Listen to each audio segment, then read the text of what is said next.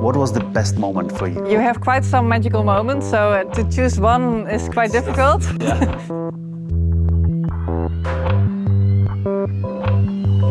Welcome to another episode of Explore Škoda podcast. Today we have an amazing opportunity because I've met Renske and Maarten, a Dutch couple who had traveled through Africa with Škoda Enyaq. Let's do it.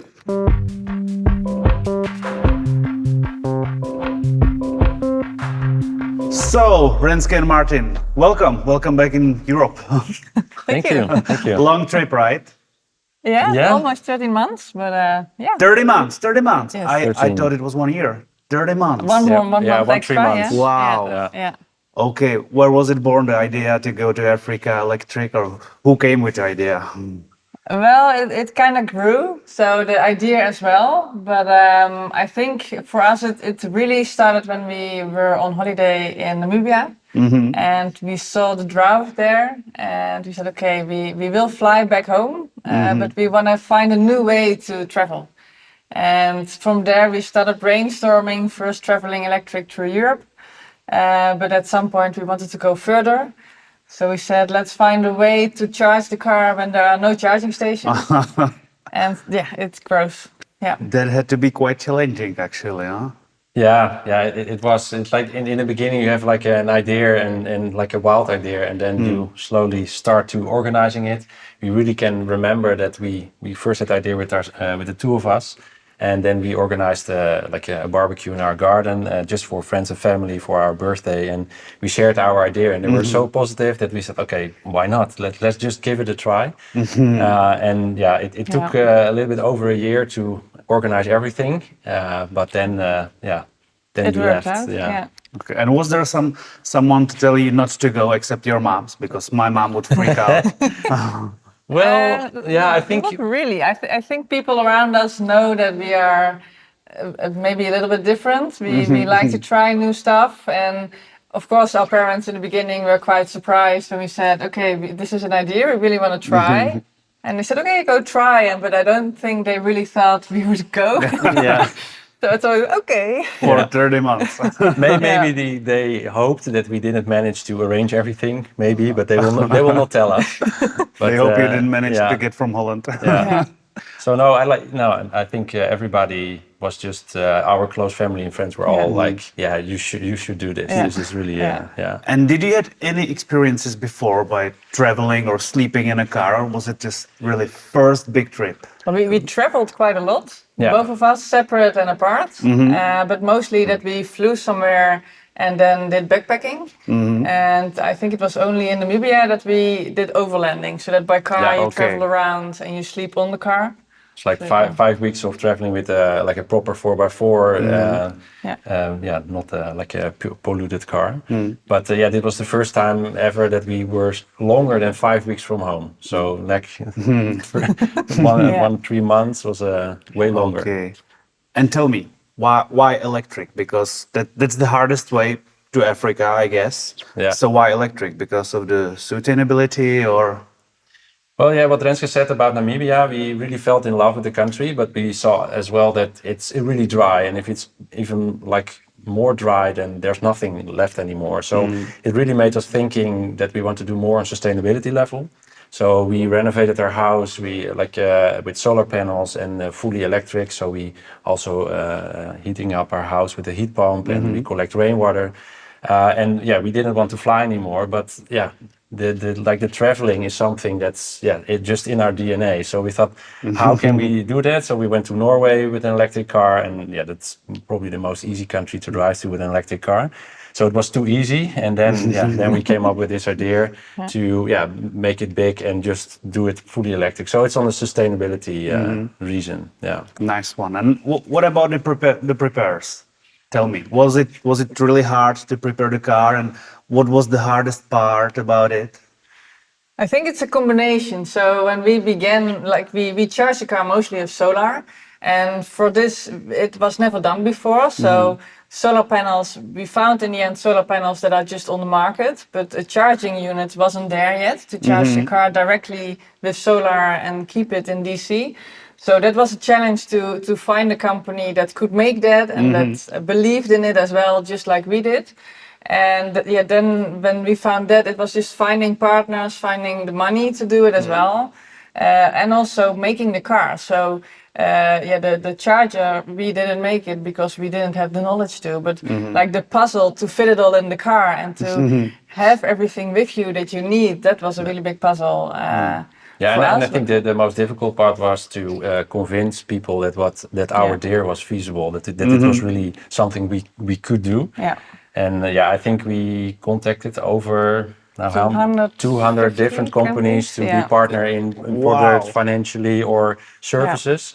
And in the end, 35 partners went along on our expedition. So I bet the 165 are pretty sad right now because you did it. Yes, amazing. So it's for us. That was I think the hardest part, and I even had like a small burnout when we left. So we arrived in Morocco, and then all the stress was released, and so it took a couple of weeks to get into like living day by day. But then we really could enjoy the expedition. Yeah, we would definitely do it again. Also for like finding the partners, like we approached a lot, but each time when we received a no, we asked like why a no, because then we learned again and we made the idea only better. And our pitch, we made it better, and so we really grew by the partners that said no. So in the end, we are happy. Some said no, but that no and was not easy. It would be too easy on the start. That's not your thing, I guess. No, exactly. What you said about Norway. Needs to be a little bit difficult to arrange, and sometimes was maybe a little bit too difficult, but it was also teamwork too. It is really cool to organize this. We are in a relationship now for more than 7 years, and to do it together. We didn't work together before, and we found out that really like in trusting each other in what we arranged for the expedition really worked out to make this possible in the end. Good that you are still together, right? We are still together. So good. I still like him. Good. And tell me what I'm interested also about. How much is the car stock and what everything was? Because I see the nice couple of BF good rigs, but mostly it's stock. Or yes, we did it on purpose because we chose a Škoda, so not a custom-made car, but a Škoda Enyaq, like it's a regular family car, and we wanted to prove that you don't need a very special car to do something crazy like this, in the hope that more people get the guts to try something more bold with a car, an electric car. If we can drive from the Netherlands to South Africa, you definitely can drive from the Netherlands to the southern part of Spain. That's that was the idea. So what we changed was indeed the tires, because we do need tires for mud and sand. And we changed the springs as well to get a little bit more height, because we don't look higher, but we are really heavy. So this way we at least kept a little bit of height. But that's all we changed on the basis of the car. Further, it's mainly the back seats are out of the car to create space, but that's the only thing. The funny thing is amazing. That the rims are probably the cheapest rims you can find for a Škoda Enyaq, because they're just steel and just like really back to basic, but it worked.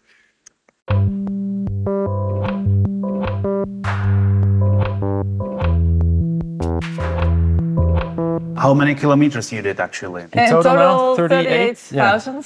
38,000. Including Netherlands, southern part of Spain, and now from Athens, because we shipped our car from Kenya to Athens, and then to Czech Republic here, and then 1,000 kilometers more back to the Netherlands again. And the car was brand new? You get it brand new or? No, almost. Yeah, if we would have chosen for a brand new car, I think we would have left maybe a year later, because there was a delivery time that was quite long. Yeah. So we were really happy. This one had like 8,000 kilometers on the odometer, so not that much, and it was directly available. So then we could speed up the process and go. Yeah. What about you always charge just with the solar panels that you put out from the car, or was there even any charging station in Africa? Yeah, definitely there were. So our goal was to charge at least 51% of the energy from north to south with our solar panels, because we also wanted to show that you can charge your car on lots of places, and you don't need we don't want to search for a perfect solution. So only with solar panels, then it doesn't need to be, because there's electricity everywhere. So like from Morocco all the way to South Africa, we charged 54% with our own solar panels, the energy. And the rest was in Morocco, some charging stations. Okay. And overall, we had some, like wall outlets, mostly that you just connect like with the wall plug or, other more creative solutions with the local people. But so we also use the grid. Amazing, amazing. And how is the charging process then? How does it go? Tell me with your panels. Yeah, so when we charge with solar, then we choose, of course, a day that has not too many clouds, because then it doesn't do that much. So the clouds are affecting the charging process? Yes, Okay. definitely. Yeah. And it depends on how thick the clouds are, but they do affect it. So we always check the weather up front and then chose a day that was best. And I think we drove mostly 2 days, then 1 day we charged with solar. And to charge the solar, we searched for a location that was the most ideal. So you want the solar panels with an angle to the sun. So that we were looking for a hill and a flat surface, because they need all the same angle to the sun, and not too much shade and all that. And then when we found the location, we laid out all the solar panels. This took about 15 minutes when we got kind of the hang of it. And then we charged the whole day, and on average in 1 day we charged half of the battery. And for us that's equal to 250 250 kilometers? Yeah, Okay. 250 kilometers. 250. So it took the whole day with just your solar panels, but that was basically free, totally free to go 250,000 kilometers. Exactly. Yeah. Which is quite cool. You only need the sun. No, and not you 200. can... Yeah, and then, 50,000. so it was quite interesting that from the southern part of Morocco all the way to Ghana, which was like 5,500 kilometers, we drove purely on solar energy. While there were a lot of wall outlets as well, we decided to push ourselves to make the most out of it. And then, like more than 5,000 kilometers purely driving on the energy you... Without any costs, actually. Yeah, without any cost. No fuel costs. Exactly. Amazing, amazing. That's something. Yeah. Okay, guys, and tell me, did you made any calculation about the carbon footprint, about things you saved? Yeah, we compared our expedition car with the other like off-roading cars from same size and weight, and we saved like 8,500 kilograms of CO2 and like roughly 2,500 liters of petrol. That's a lot. That's a lot. So probably we are break even now with our sustainable like footprint of the whole car. Good job.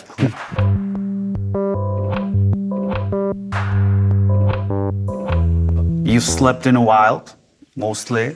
Did you had any wild animal experiences? Something you didn't want it to happen? Yeah, not really. Not No? really. I think Good.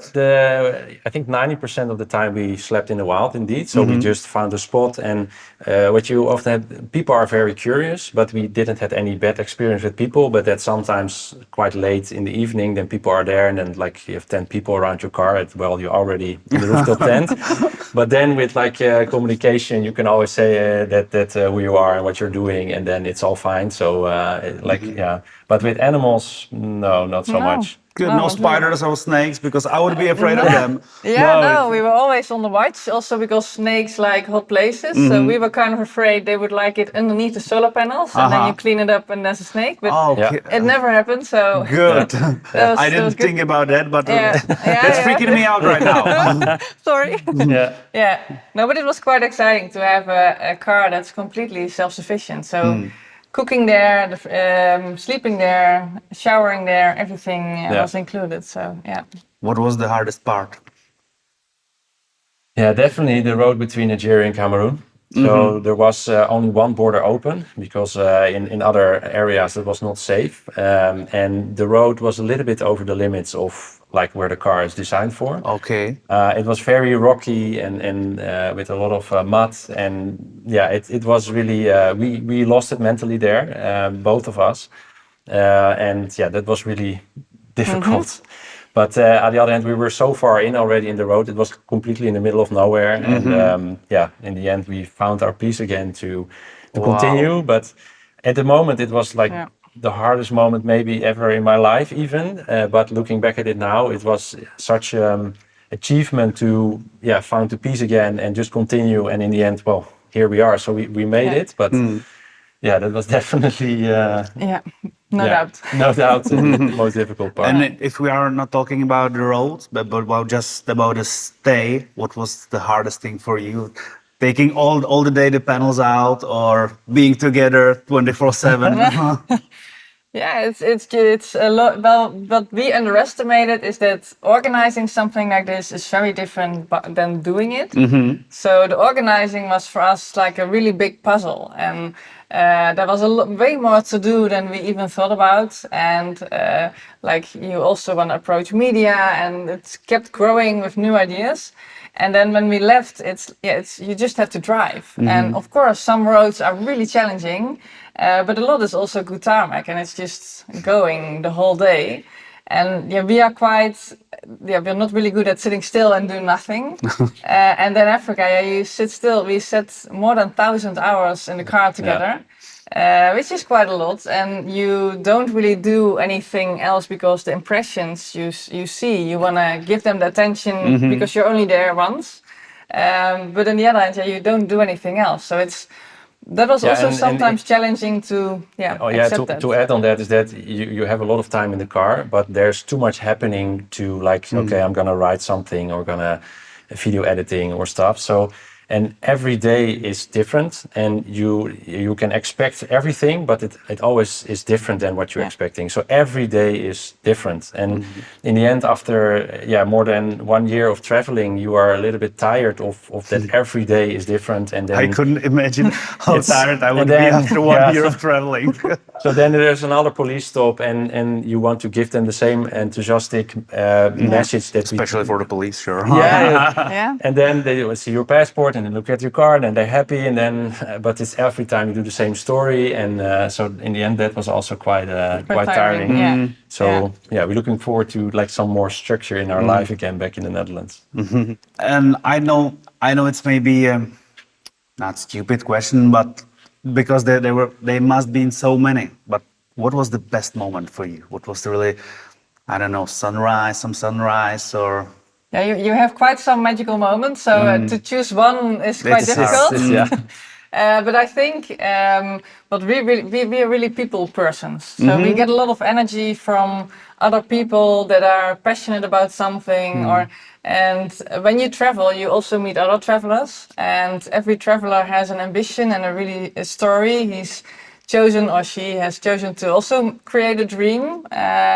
And then sometimes you come together for one evening, and it's always quite magical because it's you feel like being the best friends even though you don't know each other at all. It grows so fast, and you have really deep conversations about life and the purpose in life, and it feels really spiritual. But it was really magical. So for us, those nights were, I think, one of the most. And I think with the local people, I was really surprised how friendly and welcoming the people are.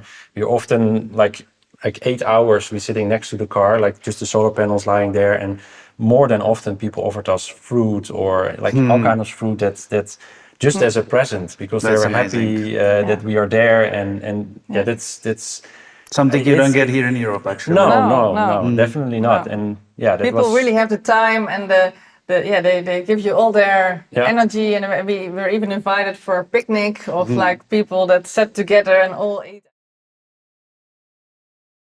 It's so intimate and very really there are so many good people in this world, and that's really nice to see, even though you don't speak the same language. Lovely. Well, minor question. What about service and some maintenance of the car? Because I guess they are not used to electric cars a lot. So tell me about that. Well, we didn't have any issues with the car, so that was really So we had like in the bad road we drove. We had one time that we drove off a rock, and we really heard like one rock hitting the bottom plate of the car where the battery is positioned. So we were really afraid that we damaged maybe the battery.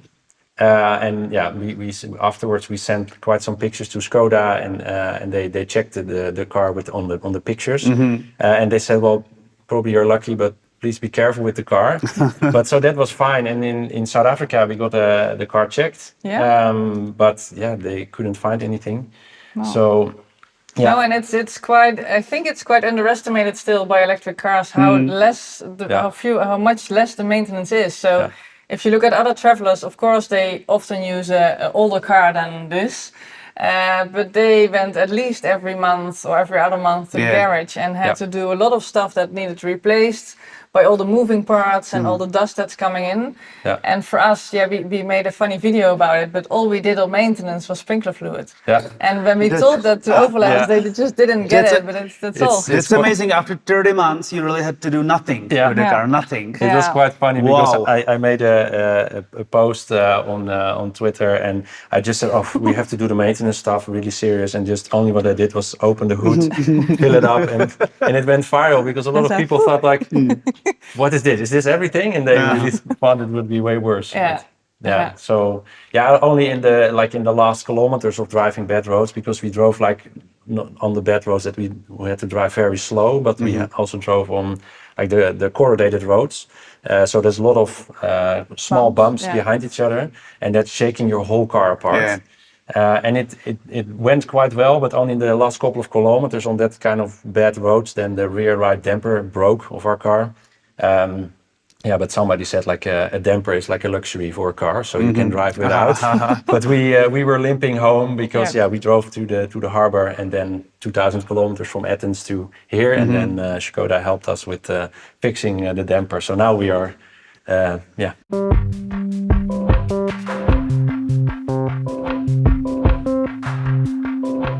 Well, you've been speaking about the partners that were providing you with stuff, and did they prepare the car for you, or you just get the parts and you have installed them by yourself?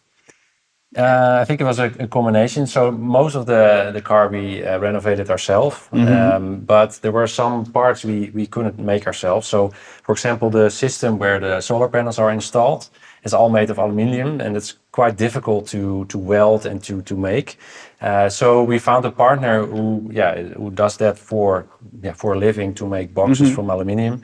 And it was a puzzle together for the best dimensions. So it's like the maximum size that fitted in the car. And then they made it in the first design, and then slowly it came together. How many panels are they actually? We have in the car 60 solar panels, so 60 square meters to charge the car, and on the car in total 2 square meters to use for household. And those one on the car, they are charging a little bit during the ride also? Yes, so we charge a separate battery, so not the car, but a separate battery, and that we use to cook induction, for the fridge, the shower, and charging electronics. Okay. Yeah. So you could listen to music on the road, because what was the radio charge even from the other battery, or is it from the main battery? We have we didn't want to touch the electronics of the car itself. Okay. And also to keep that as standard as possible. So we charged our laptops with it, but also for our fridge, and we have a compressor and for a water pump.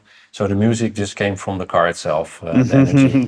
From the sun, because we charged it. And you've been listening. It wasn't like no music on. Yeah. We have 20 k's to go. No. We didn't use air conditioning because that consumed too much for us. It's like 20% of range, so that wasn't worth it for us. Yeah. We just opened the windows, but music is too important, and it doesn't consume that much. Okay, what kind of music? That's a good question. We like kind of deep house music. Okay. And at some point we often didn't have good enough internet to listen to anything we didn't download. So at some point we downloaded remixes on YouTube to listen to them whenever we liked.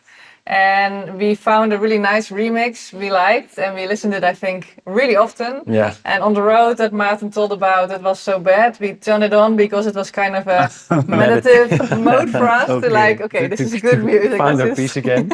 But we also listened quite a lot to podcasts. Yeah. So it's unfortunately it's only in Dutch, but there are 3 guys talking about countries, and and then just as amateurs talking about countries, but it's really fun, but also other stuff. So about an audiobook as well. So some different input. Next time you can listen to Explore Škoda podcast. Definitely. You can listen to yourself. No, and you didn't even have a flat, right? None, no. Amazing. No. That's Now we have a spare tire in the back of the car, and we rotated the tires so they wear off like evenly. okay. But yeah, no issues with the tires whatsoever. So yeah, we're really happy with them. And yeah, the supplier said you can do it twice, what you are planning to do with these tires. Okay. And so there really wasn't a moment that you thought to yourself, why did we do it? Well, of course, you have your moments that it's less fun. It's not like we're living the dream and every day was like a fairy tale. It was quite intense sometimes, of course, but we never had doubt of turning around or stopping. It I felt. think that what really helped as well, we had some kind of higher purpose that we want to showcase that you can drive with an electric car from the Netherlands to South Africa and back. And that also helped us that we have some kind of goal. It's not just traveling and driving. We really set a sort of new goal, new standard for other people for what is possible. So that also helps sometimes to continue. Yeah. Amazing, really amazing. You have spoken about thousands of hours in a car. The seats are original? Yep. Still comfy? Yeah. We are quite surprised how well, that's the interesting thing of comfort. When something is comfortable, you never realize it. You only realize it when it isn't. So it was quite late in the expedition that we said, well, we never really feel something that's not good. So the chairs are really That's really pretty nice. good. Yeah, they're really happy. Yeah, definitely. What about your next plans? Are you already planning something else, or right now you just want to pause? Well, for now, just to get home. After 13 months of traveling, you notice that you're getting a little bit full of experiences, and we are still, I think, a little bit behind in processing everything what we deal with on the road. So first, we want to go back home to friends and family again, and just found like the structure in life. And then we will see. We don't need to work from a certain date, so we don't have like a fixed date that we have to be back home. Yeah. And we do want to invest time to share the story and present it live to people. So we did share it now on social media and stuff, but we would like it even more to share it live to people in different situations. So nice. I'm very grateful that you share it with me, with us here in Mladá Boleslav. That's very nice. Thank you for taking your time. And well, it was very nice to meet you. Actually, you're a pretty good couple. Thank you. Thank you very Maarten. much. And thank you for having us. Have a nice day. Bye. Thank you. Bye, Renske.